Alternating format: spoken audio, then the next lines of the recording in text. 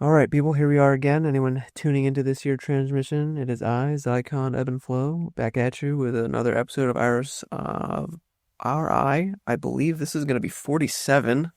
So we are 5 away from the ending of our first season. I was trying to do 52, and I was very ambitious. So I was like, I'll knock one out every week, and then I just did that. Life got in the way of my own ridiculousness. So I just it took me 2 years to do this many, but here we are. We're gonna make it, and then we'll start season two, and hopefully it'll be even better. But I'm sitting down today with I actually am not 1,000% sure. I know you're medieval rockstar here on Instagram, and then I definitely know when you sign up the on the form you put down your name, but I'm not actually recalling it right now, so that's my fault. I'm sorry. Keyshawn Bad. Keyshawn, yep, that's right. I remember now. Now you say that, of course I remember. I grew up with a kid. His name was also Keyshawn, but he spelled it differently. So Yeah, Shawn. cool, man. Definitely, I appreciate it. It was cool. This is normally I gotta go out of my way to feel like I'm hunting these people down sometimes, like catching and releasing these artists, be like, hey, do you want to be on the podcast? Do you want to be on the podcast? But this man, Keyshawn, he actually hit me up and was like, hey, man, I want to be on your podcast. So I thought that was kind of a cool happening. I don't know if I think it might have been the first time. So appreciate you. Yeah, of course. So how I actually came across your podcast. So yeah, asking you like how did I find you guys? You're actually my suggestion. Let's go, dude. So I gotta say that's alignment, and then as of now, on Wednesday I'm nearly running a fashion week. To release my new collection. So I'm like, it wouldn't really hurt for me to get on the podcast and not only talk about what I'm doing, but I seen that like you talk about like different creative processes and pretty much like I feel like you get really deep into the mind of peers. I just like really genuine, deep, authentic conversations, and there's like a level of vulnerability that's a little bit more beyond the average everyday conversation that requires to be an artist. So yeah, I mean, there's a little bit of selfishness of just like I want to have fun and meet cool, dope people who are doing dope shit, and the artists generally are like passionate in love with the fuck they do. So trying to just meet more cool people like that, and this is a good way to do that. Get famous, make money. I don't know, dude. Fuck bitches, get money. Hopefully through that pro Oh, dude, yeah. Phew, that wouldn't that list. I just it's like a marathon, not a sprint. I feel like a lot of people in the beginning of whatever thing that they think that is gonna help them quote unquote make it, whatever that means to them. That they just think it's gonna be like an overnight thing, and yeah. It's just got the whole rest of your life, and you don't want to be famous too young because then it's like people are gonna be able to pull the wool over your eyes and manipulate you a lot easier. I think maybe, but yeah. So people, the listeners, and my future self, Keyshawn just said, if you were paying attention, that he is a fashion designer. So I would consider that a very important form of culture and art. And then I think you also make music. Is that correct? Oh no, I did not. No, no. However, um, I do know how to make beats extremely well, but I did not. Oh, did you say that because my recent post on our stage? I saw something when I was looking at because I just went from 0 to 100 really quick, where I wasn't doing this because I was dealing with my life, and then now I'm doing it again. It's just a crap ton of people, so I'm trying to keep each person at least slightly separate. But I feel like when I was looking at your stuff, that I saw something but that could have been somebody else. Of you worked. Well, the thing is, I'm in fashion, but for some odd reason, I'm very well connected to music. Like, I'm around artists all the time. I have three people in my family who make music. And one of my brothers is pretty popular, and then additionally, I DJ and I make beats. So I don't. I haven't ever like posted anything, but like really be in the studio and made the beat, or you need to come to a party and DJ. I would be a man. Yeah, man. I'll definitely keep that shit in mind. I think it's because it's for you, it's not the thing you're vehemently you want to be known for or pursue, but it's still something that you do. So it's there. But so that's what he does. And let's just get right into it. because we're here doing it. So, what does art mean to you in the world of fashion? What does art mean to me in the world of fashion? What I can say is,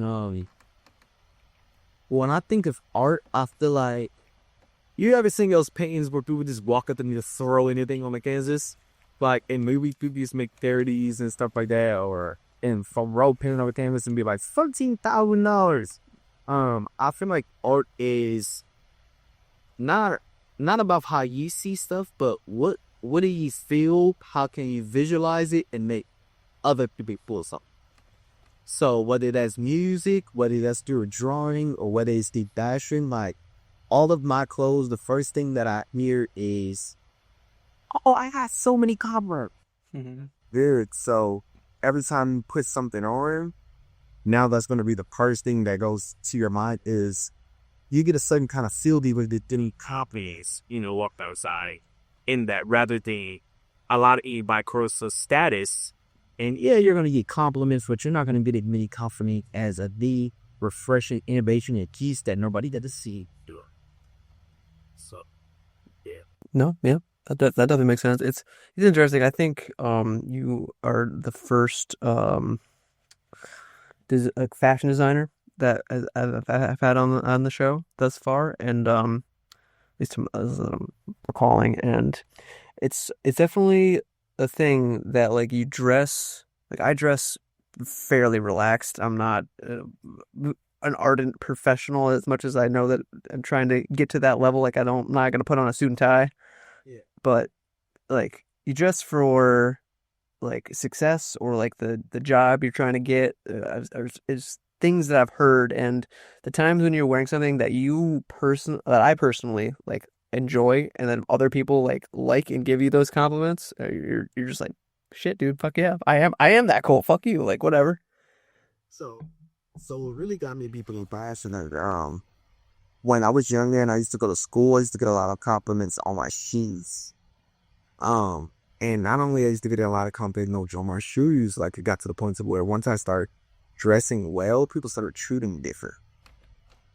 So now here comes my question. I'd love to ask everybody, what's your favorite garment in your closet? Like that garment that was like, I need to get this. Or you ever had a garment that was this, I need to get this, or a shoe, or a hat, or just anything materialistic wise that's tangible, like like a DJI mice or a camera. What's something that you got that you're, I need to get that, and you have to really, really, really either save up for it, or you have to have delayed gratification to get it. So at least like clothing wise, there's this sweatshirt that I found when I was thrift shopping that I always describe as like my alien sweatshirt. It's got all these like it's purple and blue, like kind of like Sully from the Monsters Inc. But like it's got these like white dots on it that are like fucking like UFOs. But then more than like that delayed gratification or that like, oh shit, like now that I got this, I'm fucking like the man or whatever. I got when I first bought like a real, what I would consider like a real guitar that was like an electric acoustic guitar. I was like, I'm like taking this serious now. Like this is really like who I am as a person. I'm like making this investment and like leveling up my game. How did you feel the first time you held that guitar in your hand and you played it? It should put like magic.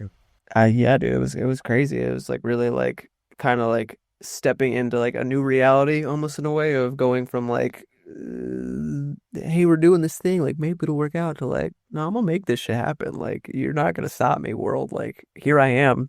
Witness me, damn it. Like Well, it's over. That's the same damn old fashion. So like, I can tell you when I got my first designer tees, and what's so bad about designer tees is after you wear them, they don't mean no shit.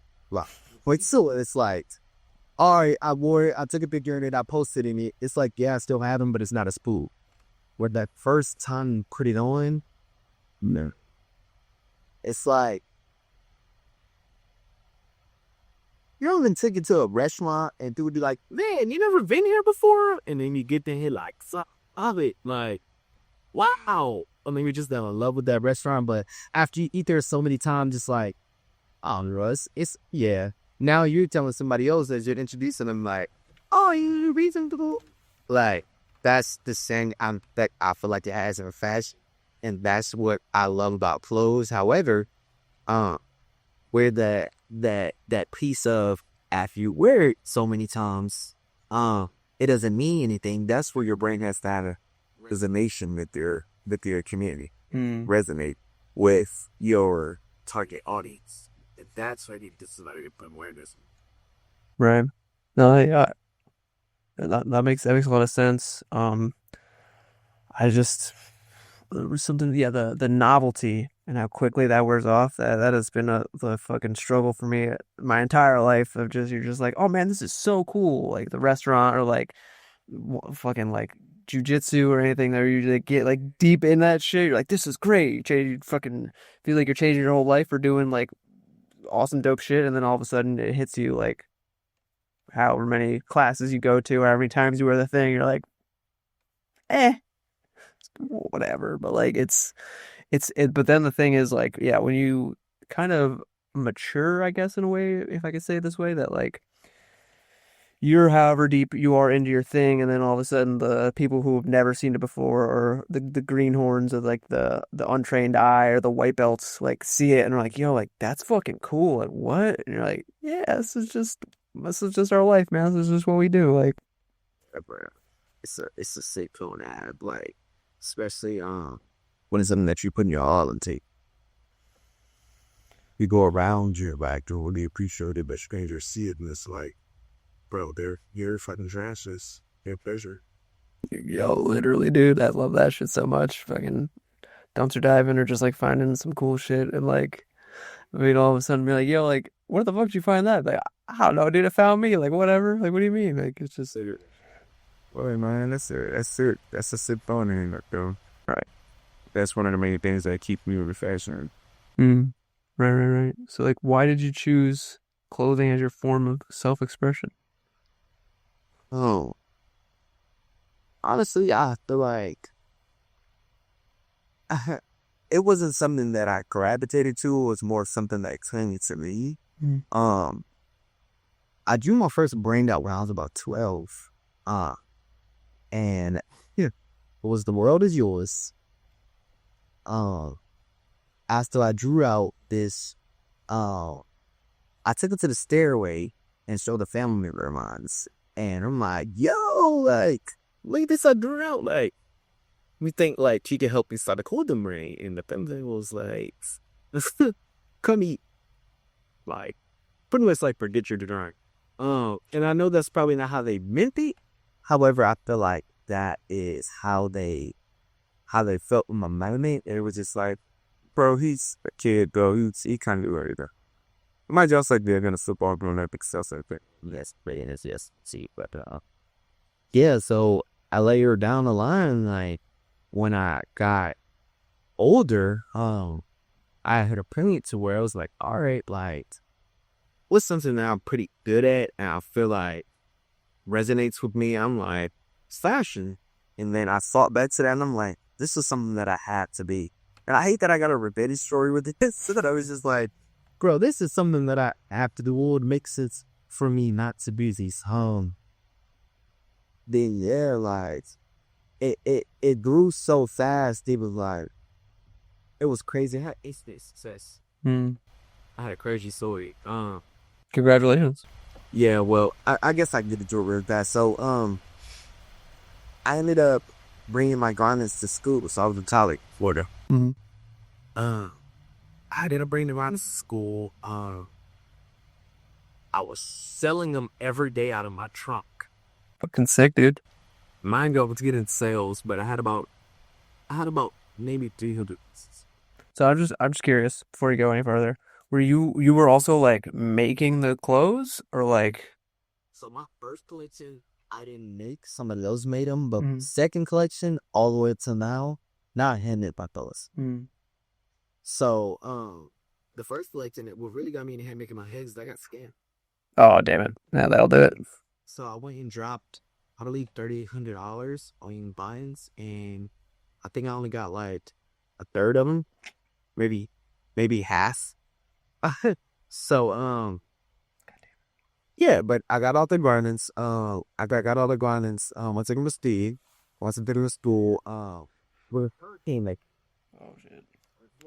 Right. so the hurricane came. They were like, Y'all gotta be out of your dorms within 24 hours. I gotta find somewhere to go. Y'all can't be on my campus because you'll be reliable. Right. So me and my friend decided to drive up to Tallahassee, Alabama, then mid Atlanta.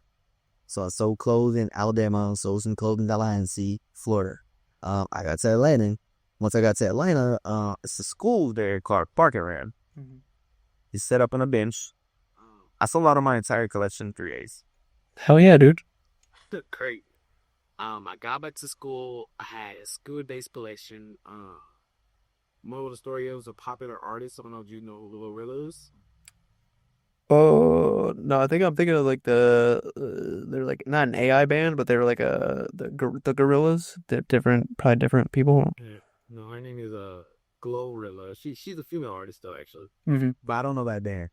But she brought me on stage, because I had a jacket that was custom made where her name went that I had made earlier that day.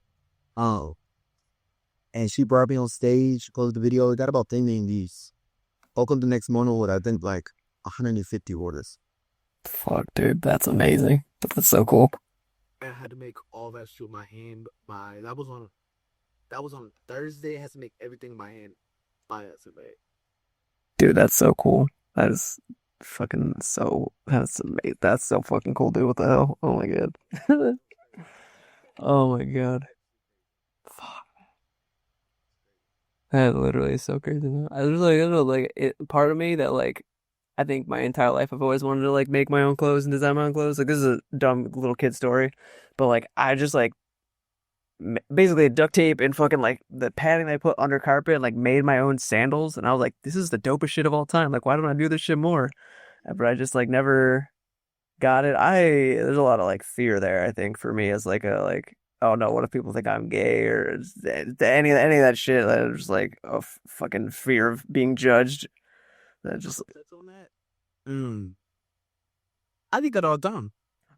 Because people hear me before they see me. So, like, the collection that I was telling you about, I used to hear people talking around like, oh, yo, bro, like, you know what the Bethune Funny shirt shit? Like, yeah, and like, they didn't even know, like, I made Bethune Funny. Made these shit in front talking about it.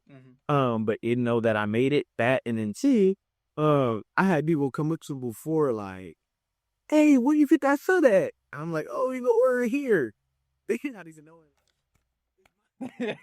that's so funny, dude. What the fuck? So that was something crazy. But however, people always have something to say or something to think, but like you kind of gotta go through that phase because once you make it, like, girl, that shit's going bad, bro. Like, you want to make clothes, like, bro, I make clothes, I fucking stream, I know how to DJ, I make beats, bro. I have a regular job, like, you gotta do everything. I just got done doing electrician work earlier today. Bro, you have to do everything, get up and do everything you want, because, bro, at the end of the day, no, whatever the fuck somebody else is. That's true, man. Yeah, there's especially when I was like really getting out from under like my parents' like thumb and control of what they thought of my life and my decisions. That there's just this thing of like they have the whole like story of how they think that you are in their own head, and that like that's not actually who you are as a person. You just gotta like live your life. Yeah, and parents have this thing to where they put you in a box based on what they think is good enough. So some parents have very high expectations, some have low. Like, for example, everybody in my family, for the most part, work like 9 to 5s. So, like, my parents, they have very good careers. Like, my mom's a pharmacist, my dad's a firefighter. Mm. Then I went to college to play football and for business. I dropped out of school with a semester left before I graduated to come home and be a fucking fashion designer. That's a hard box to be put in. Like, you left school, a school of business, to come home and be a fashion designer. Now you're home, and you don't want to move into either of those fields. So what do you want to do now? So that's more of a thing. Like, and I know they're probably confused, but they support it just for the simplicity of they see how hard I work. But I feel like parents make it very hard because they put us in a box, and once they put us in a box, like, well, entrepreneurship, people don't understand. Like, it takes time to get something to show for it. So you'll be working on something for years and look up and people are like, what do you do? Well, I do this, this, this, this, this. And once you explain your idea to people, they're like, oh, that's weird. In their head, like, though, that's weird. But to you, they're going to be like, oh, that's cool. And then they're probably going to go talk about you. He's 29. He still lives at home with his parents and he's still trying to do that. I don't know, that podcast. Like, yeah, I am. Yeah. Well, there's definitely that societal disconnect of people like trade the illusion of safety for like their freedom basically, and that going down that like unblazed trail or unbeaten path of being an entrepreneur, it offers you a lot more freedom to be able to schedule your day or choose like how you want to live your life based on the circumstances or the limitations of how much money you're earning, but that like you don't have to like wake up and like be at a place at a certain time. You get to schedule your day with this whole like open windows and shit. Like my homie will be I'll have on my podcast eventually. It runs like music schools, and like we're like hanging out, and then he just like gets a call, and it's like, hey, like, I gotta take this call, and like sets up a whole thing, and like I'm like, that's how he makes his living, is like people call him, and he fucking sets it up with a thing. He doesn't have to like be anywhere or do anything he doesn't want to do. I'm like, that's so fucking cool. Like, what the fuck? Why would I not want that for myself? No worries. But yeah, no, like, I feel like people do that, really get stuck in that box of, okay, do I want to go get a job and be safe or entrepreneurship? But people say getting a job is safe and it's cool, but people never think two things.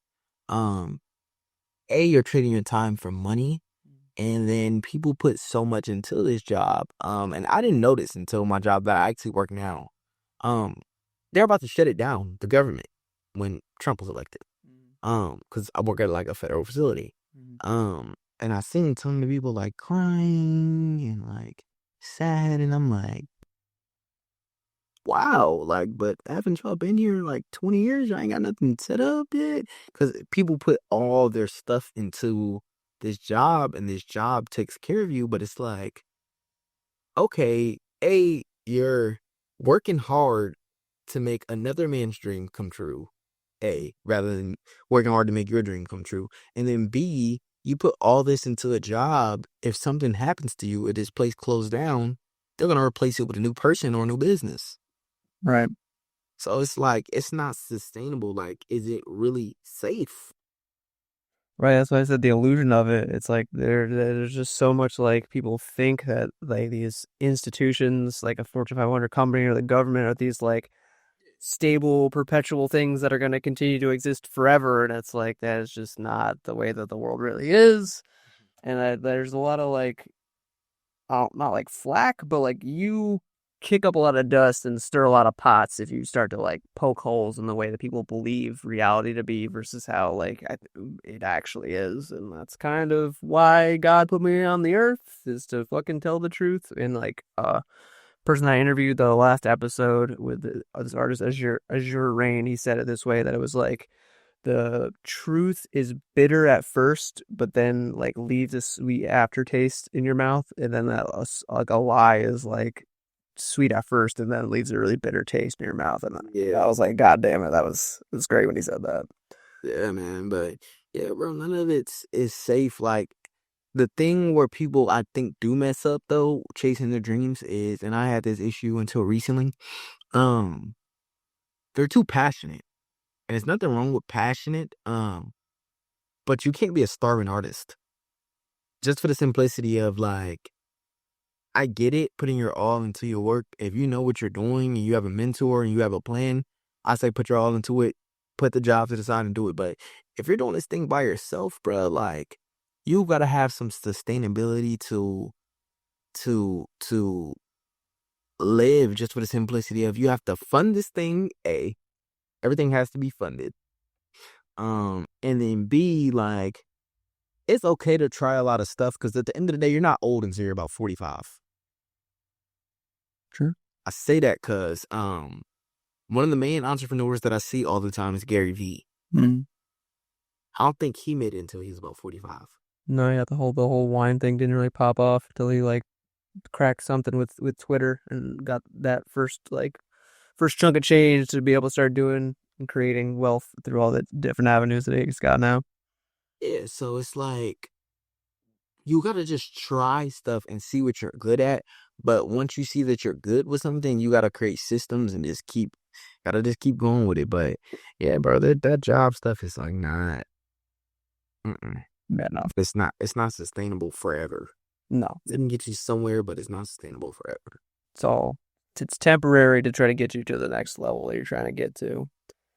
So, Especially with AI in this. oh, bro, don't even get me started, man. As I've watched this one podcast at work this past week that like really put it in perspective for me that it's like depending on how good they get the technology over the next like couple years, 5, 10, 20 years, that it's like it's coming for everything that like, and I don't think that's a like it depends who's calling the shots when it in that whole world eventually, but it's like I don't want to live in a world where AI takes everybody's job and everyone except for like a handful, like 50 people, have all of the money because they just own all of the machines. Like it's just not that ain't a world. That ain't a world worth living in or good.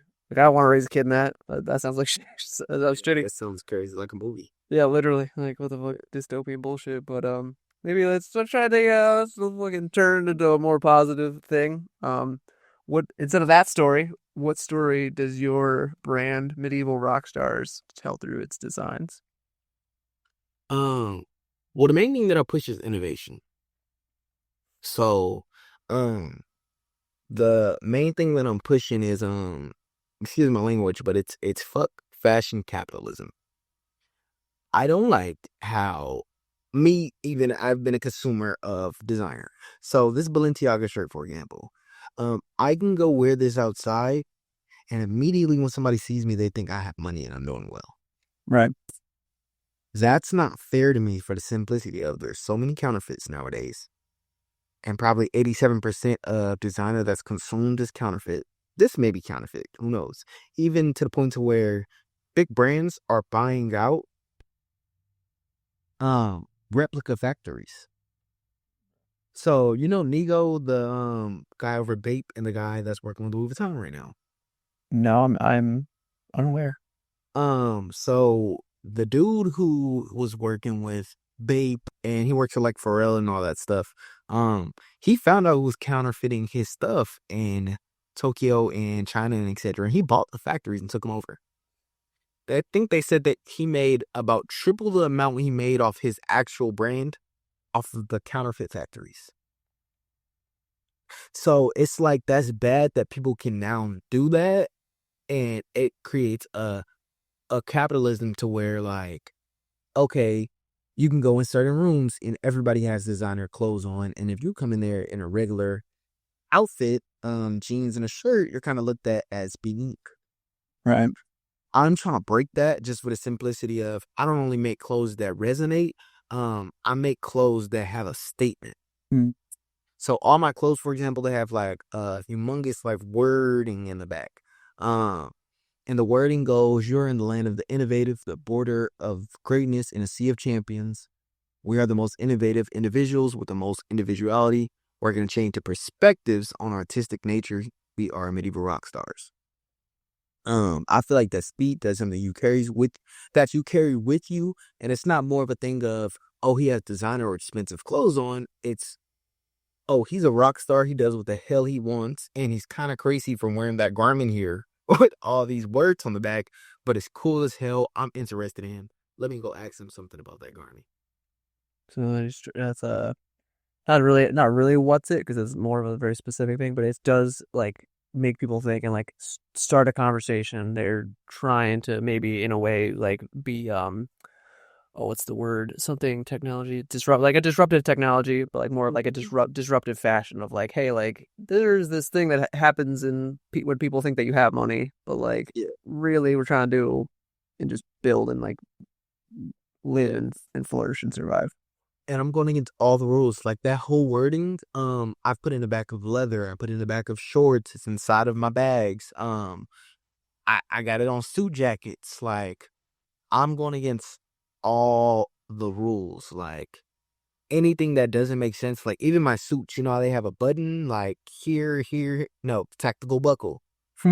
Like I'm going against all of the rules just for the simplicity of like, I don't like that. Even suits are cool, but like some people, you'll see a person with a regular suit on, you ask them, hey, I like that suit. Or whatever, yeah, like it's Tom Ford. You get what I'm saying? Like that's gonna be the first thing that somebody says rather than, oh yeah, this is a slim fit suit from Tom Ford. You get what I'm saying? So it's like it's I don't like the capitalism in fashion and it's carried on so bad to where it's like now manufacturers who are creating replicas have us in a chokehold.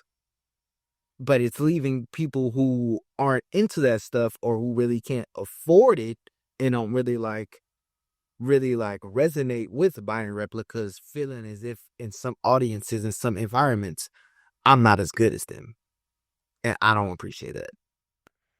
Yeah, it's a really messy, weird world. And like capitalism in general is this like very idealized, worshipped thing, especially in American society, where it's like the free market. Mhm. But I don't think that actually exists. I think there's a lot of crony capitalism. I think that it's a big club and we're not in it at like the highest levels of like banking and the government and people like Epstein doing all the crazy shit that he was involved in. That like there's like people that like once they get like cemented into very pivotal roles and if they're doing sketchy, corrupt, not so great things, that it's just gonna like build upon itself and they're going to make sure that anybody trying to be like innovative or like disruptive to the way that they want the game to be played, they're gonna be like, yeah, no, we're not gonna give that guy an opportunity to become a millionaire and like do something to change it because it doesn't suit us.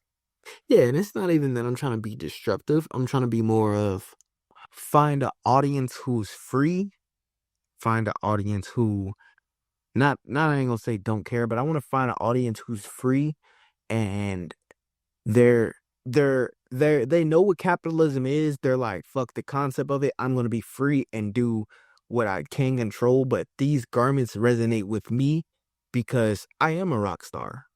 And I don't feel like a rock star is somebody who plays music. I don't feel like a rock star is somebody who knows how to play the guitar and go on stage and do concerts. I feel like a rock star is that person who can get up, go do a six-figure deal, or go to a business meeting. He gets off work. He can go meet with his friends and he can go out and go be free and then wake up and go to work and go be innovational the next day and get up and do it all over again. Hmm. I feel like a rock star is a person who goes not and I'm not trying to be more rebellious, but I feel like a rock star is a person who goes against the fucking norms and says, I'm gonna do what I think is right. I don't care if it's 9 other people in the room that says this shit doesn't make sense. I know it makes sense, and you're gonna do whatever you can to make it make sense. Those are the people that I feel like are rock star. People who don't exactly go against the grain, but they go against it when they need to, Hmm. in more of a free form. So like, it's like it's so weird because it's like you're saying it's not this thing, but it's like you're still trying to get yeah, like it's still good get at it. So like I don't know the guy's question like how do you fuse the medieval grit with the rockstar energy in your collection? Or and in a way I feel like you're like almost describing like a leadership or like a self determination freedom kind of thing where you're like yeah like the people might say this, but that's not really the way that the world is. If you see my garments, and I would say just keep up with my campaigns, like over, I say the next 90 days, if you have time, just check in and tune in. You'll see my stuff if you follow me. Um, it'll start making sense through creative visuals, Mm. like to the point to where it's like, oh, okay, I get that. Like even all the way down to my best phrase is, if I think you're a weirdo and you think I'm a weirdo, who's really the weirdo? Yeah, exactly right. So it's more of an interpretation thing rather than a thing of fuck that would be rebellion. I feel like we have enough stuff around here like that. Like, even all the way down to like when you think of a rock star now, the first thing I feel like people think of is drugs. Like it's a lot of people going against the grain in that community. I want people to go against the grain for the right things, if that makes sense. Yeah, I mean that's I think that's incredibly important, and having that like inner compass, I guess is the way I'll say it. Like, how do you determine what is the right thing? You know, like where does your like sense of like justice or morality or ethics, like where do you where do you where how do you find what is being a good person? I guess if that's a question that you feel like you have any answer to. That's a journey of finding your individuality, I feel like. Yeah, no, definitely. I don't think you start the same way you end a lot of the times. Like no one like wakes up or is like born as a baby and then their parents like put their conditioning on them and then they like go through like you're not the same person you are when you were born as when you die. So Right. life has a way of teaching you what's ultimately really important, I think. Mm-hmm. Yeah, definitely. Definitely can agree with that. Mhm. So there's a lot of good questions on here, man. What struggles have pushed you to level up as a designer? Mm. um, I feel like I have a lot of revenge stories, man. Even like New York Fashion Week, it was something that I felt like I needed to do. I wouldn't have done it if this happened. So I don't know if you ever seen have you ever heard of like Runway 7 or even seen the show like Project Runway? Definitely like have seen like back when I was watching more TV, like ads for Project Runway. I don't know about Runway 7 though, off the top of my head. So I'm not 100% sure if they work together, but I know the owner of New York Fashion Week and the founder runs Runway 7. So it's a big fashion show. They got like 700,000 followers. Um, but I applied for their show twice and I got denied. The third time I applied, I got approved, and it was more of a thing like I gotta go now. Like I gotta go, I gotta go, I gotta go. So that was something that's big that pushes me. However, like I feel like a huge struggle that I've had as far as like fashion itself is actually now I would say getting people to understand not only what I'm pushing, but why I'm pushing certain concepts just for the simplicity of we're in such a visual world. Everything is so visual, everything is so accessible. You can get in a chat GPT and tell them or AI and make a video of I don't know if you've seen like the puppies jumping on the trampoline. Like, have you seen videos like that? So like people been making videos with like puppies jumping on trampolines or like deers or bears. I even seen a bear jumping on a trampoline and he fell through it. But it was AI generated. So we're in such a visual world. It's like now it's pushing me to step up my visuals to really like understand and show people what I'm selling because I'm moving into a new audience going from streetwear to high fashion. I could say that's one of my biggest struggles. Besides that, I feel like this is something that'll naturally work itself out. But I could say that's definitely like one of the biggest struggles that I'm having in my brain right now. Or just fashion, moving into fashion, like just period. Really getting people to understand and resonate with your brand. Cause like not only they're wearing your garments, but they're a representation of you. Mm. So whatever I make and I put down on pencil and paper and then I tell that manufacturer, hey, I need to do this, or I decide to sew like whoever I give this to, like they're a resignation of me for life. Like if they wear this 10 years from now and I have a jacket that says fuck capitalism, that's what they stand for. And like if they wear this 10 years from now, that's how they feel. Mhm. So I really appreciate garments because they stay with you for life. But yeah, stuff like that is like it's real deep and important, but that has been something that I've struggled with a lot, I could say. Mm. Yeah, there's because I feel like it requires a level of responsibility for your actions and your deeds and your beliefs. You're like you don't want to be like misrepresenting things or just being like disingenuous with that because I mean once that is exposed, especially if you like act one way and then actually another way when the mic's off or the camera's off or the door's closed and that comes out, people very much going to be repulsed by that. I feel like Mhm. authenticity or like genuine, like straight talk, being legit is Yeah. something I think is timeless, but kind of you get a lot of flack for it. Yeah. Right, right. So let's see. Where do your biggest sparks of inspiration come from? And what's your favorite color? Obviously, like color is very important in fashion. My favorite color is black. However, I'm really into red, and I'm actually falling in love with beige for some odd reason. I know those are weird, a weird scheme, but hey, those are my favorite colors. And then you said what is my biggest like piece of inspiration? Yeah, like yeah, like what when you're, uh, yeah, fashion is kind of weird because it's definitely a thing where there's so much individuality to it. I feel, that you people, well, I don't know. I guess some people buy their clothes to try to look like famous people or like pretend to be in a world of like status or whatever. But that's never how I've lived my life. But yeah, like what inspires you to, or when you're making stuff, you're like, oh, this is cool. I'm gonna take from here. Add I this. I think I have a very creative mindset just originally. Like even when I was younger, I used to take all my fucking toys apart and try to put them back together. Until I discovered Nerf guns and I got real into that. But I would literally get a brand new toy, and try to like break it down and put it back together.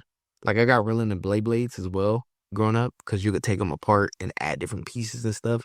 I think I'm just a natural reverse engineer. But as far as like my creative process,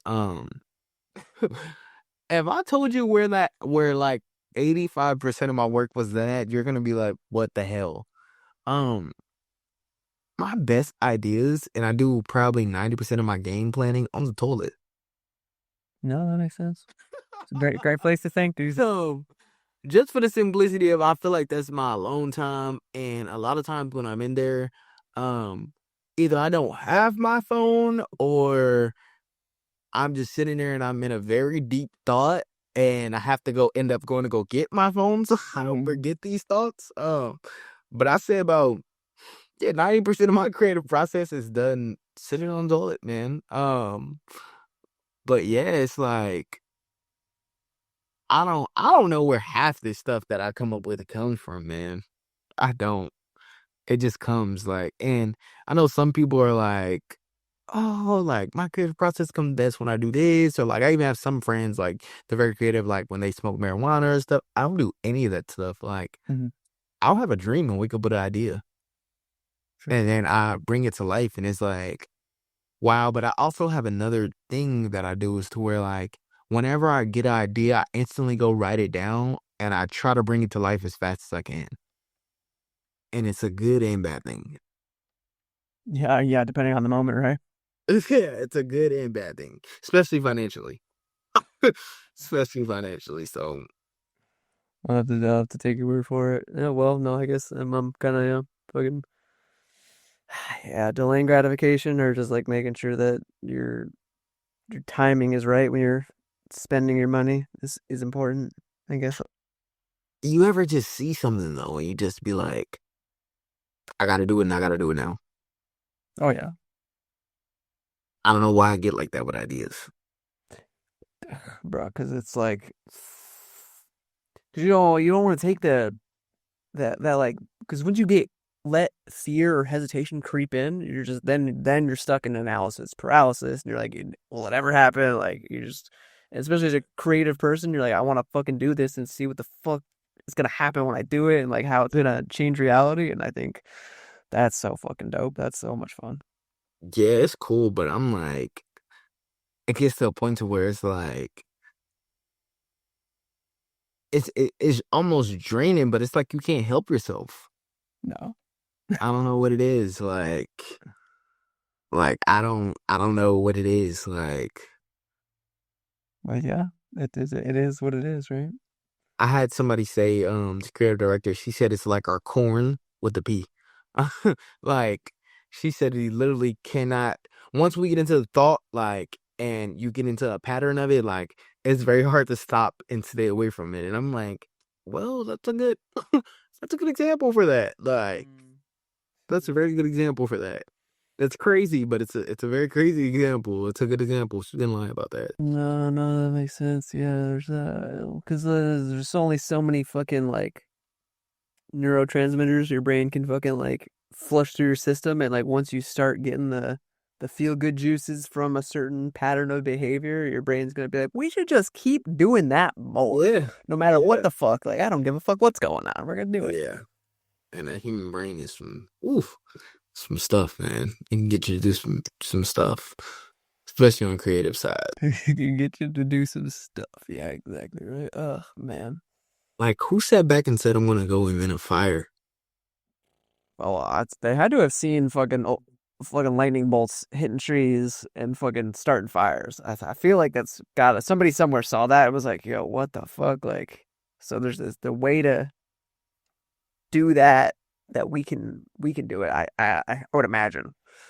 That's my working theory on whoever the fuck somewhere, especially when they figured out flint and steel. Like some dude was just like, if you shave off this one rock and collect it in a little pile, and then take this other rock and spark it on that rock that you shaved off, and then you can start a fire. Like what the fuck? Like some that shit blows my mind. This stuff is crazy. Like, even phone calls, like people started off sending fucking notes in a bottle and hoping and hoping it made it somewhere, or attaching them to parrots, like, and hoping it made it somewhere. Like, now somebody woke up one day and was like, what if you could make a phone call from here to China?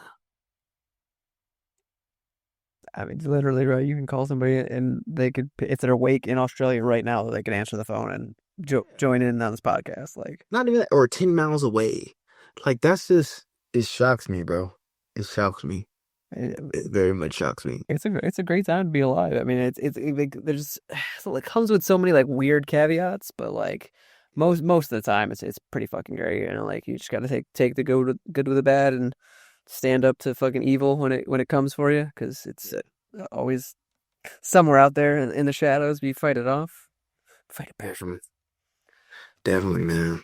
I'm gonna maybe not reel it in, but like maybe go back to the beginning of like what, because you had said in the that you did that one drawing and your family member kind of was like, yeah, whatever, kid. But was it like, what do you feel like there was like a moment when you were like, oh yeah, I'm an artist, or like what started the whole like journey for you? Um, you know what's crazy? So it was a dude, and his name was Vic, and he used to work with this company called Rejuvenator. Rejuvenator. All right. So I used to be real into watching shoe cleaner videos because I was a sneakerhead. Mm. Um, this is well after I made that drawing. After I made that drawing and I took it to the stairs, I'm like, yo, all the creativity left out, left out of me. But it came back when I started watching that, and I start getting real good at cleaning shoes. Like, you could bring me a filthy pair of shoes, I'll have them looking brand new in days. Like, to the point to where, like, people at school was bringing me their shoes, like, and like, bro, like, I got a 10 for you, like, if you can clean my shoes. Mm. Then my dad seen me doing it and was like, damn, you're pretty good at that. He will come line up like 10 shoes in front of my door and be like, yo, I need you to clean these. How long is it gonna take you? I'm like, just give me a few days. Um, so after I got pretty good at cleaning them, I start customizing them. Mm. So I start throwing paint on them. I start throwing paint on them, and then it was one pair of shoes I took outside. So it was like a white and red pair of Jordan 4s, and they were like scraped, and I painted. Well, I taped, and then I put spray paint on the sides and like brought them back to life. And I'm like, damn, I'm kind of good at this. Like, I'm getting creative. Mm. Next, I did a shirt. Mm. I painted, like, do some paint on a shirt, and this is around like ninth grade. And I wore the fit to school, and I got hella compliments. I remember it like it was yesterday. So the shirt was painted. I had a gray jacket on, a green, olive green bomber, a gray jacket on. The shirt had a bunch of paintings on it, but the shoes that I had on had hella painting on it, and I had on a pair of blue jeans and a hat. Remember it like it was yesterday, and I had on a hat. And like, I got hella compliments on the outfit, and after that, I'm like, okay, like I'm really good at this dressing thing. So over the years, like I just kept on putting fits together, kept on putting fits together, kept on putting fits together, and then one day I just hopped into it, man. Mm. I just ended up hopping into it, but I would say that would be my first peak of creativity was like starting off like playing with shoes and just seeing like, oh, I actually can make something. Like I actually could do something with this. Like, let me ask you, what was your first moment to where you was like, all right, I'm actually taking this podcast thing serious because I'm good at this? Dude, I don't even know. I don't even know, man. That's I'm Take not. it deep, man. I'm not like because I'm trying to take it seriously, and I wish I had done this before I went to Mexico like last year and fucking fuck my whole life up. But Really? yeah, dude, I just like yeah, my life fell apart and that whole span. I'm still kind of trying to recover from it, but I'm not. I know I'm not like bad at this, but because at that point I could have been investing in advertising and like taking it more seriously, but I was just like pursued this other path of trying to be like a life coach and doing the system the way that the people who I like invested in their training told me to do. And I just felt like such a fraud doing that I just like basically went broke and fucked my life up. But Question: have you talked about this on an episode of the podcast? maybe more so in the vlog because I do like a vlog on the YouTube channel and also had dropped the podcast on the same YouTube channel, and then I'm also starting to do reaction content, but kind of near the because I can only right now do an hour. I want to get to a point, especially if I'm making a good money or like it feels like there's a good like conversation going. Like I could definitely feel like we could keep talking for another couple hours, but an hour or two or what have you. But It's limitations cool. are happening or exist. So Yeah. yeah, the two last questions. Um, let's do let's do the other one first. So this is a new thing from a different podcast that I saw that I like started doing that. This I asked the previous guest if they had a question for the next guest. So this is their question. Yeah. When was the last time you cried that wasn't from pain, sorrow, or any other type of negativity?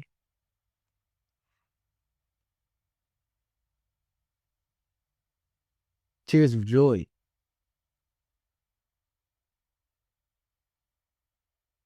2022 when I sold out of my collection. Besides that, I don't think I really have cried really too much since then. Hmm. Like I'll probably cry once every like 2 years. Hmm. um, Big boys don't cry. No, I get that. yeah, bro, and I feel like I'm not emotional like sensitive, but I'm definitely like very, very, very I wouldn't even say I'm in tune with my emotions. I'm very expressive. Hmm. Like if I'm feeling an emotion and when you're in the room with me, it'll be felt no matter how I try to play it off. Like everybody could feel when I'm not feeling properly. So I'm very expressive. However, yeah, I cried tears of joy in that was 2022 when I sold out of my collection. I was on a rooftop, I had a bottle of champagne, smoked a cigar, and I had just sold about 500 garments in a matter of a few months. Nice, man. That was like boohoo. Yeah. It's all right. It's all right. It's a natural human thing to do. Yeah. But you gotta be in a safe spot to be doing that shit, because you don't need to you gotta be crying in front of everybody, because then you don't. Well, nah, bro. Nobody wants to see no grown man crying, bro. No. You're at ayahuasca ceremonies. It's okay, but yeah, at a gas station, not a place to be crying. Yeah, man. Nobody want to see that. So then the I guess, and I have another question in between the last question, but Mhm. being what do you is there quite Do you have a question that you would want to pass along to the next guest? Mm.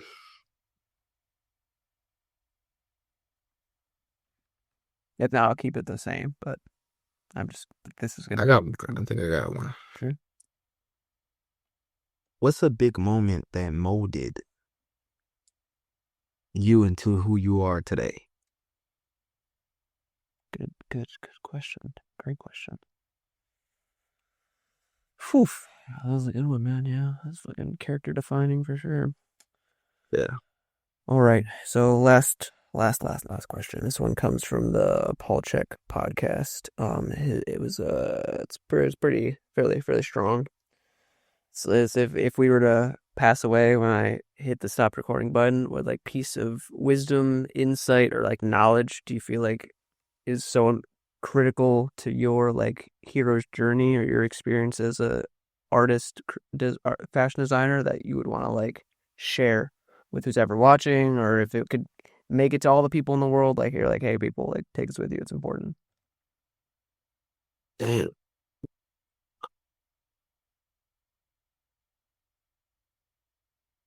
I'm gonna say,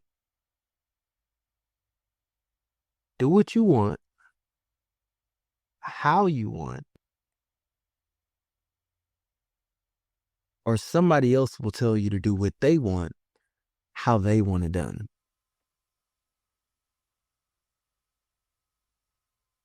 That's what I'm gonna end off with. I'm gonna say that one. Mm-hmm.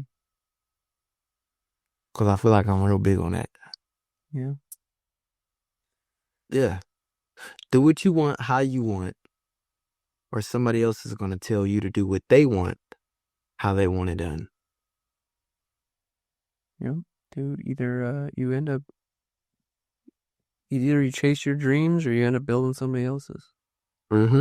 I think I will just maybe add, do what you love and the money will come. I guess that's kind of that feels very poignant right now. Sitting on the edge of my heart.